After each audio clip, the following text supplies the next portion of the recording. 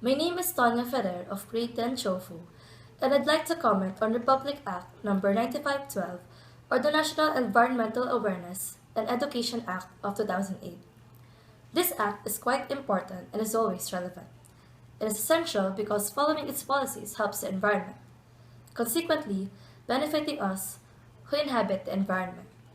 At this point, I don't see any changes needed to the provisions of this existing act. However, I believe that its enforcement needs to be strengthened.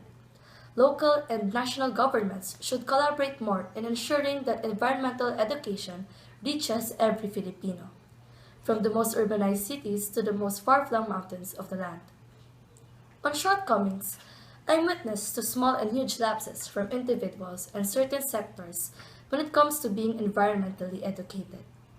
Proof of this is that I can still see some people carelessly throwing trash, sometimes on the road from their cars, people smoking in prohibited public places, motorists with smoke-belching vehicles, and waste in bodies of water such as the Pasig River.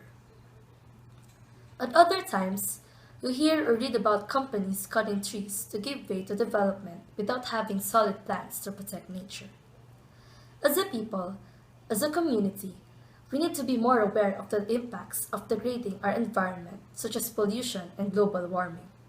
As an individual, we could always have something to do even in our small ways.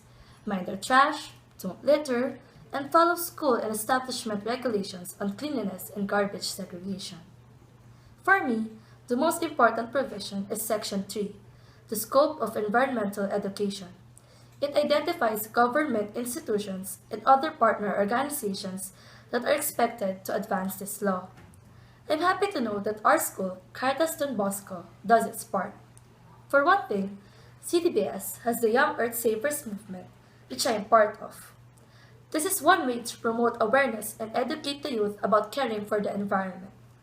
Section 5, Declaration of Environmental Awareness Month, is also significant and not difficult to practice.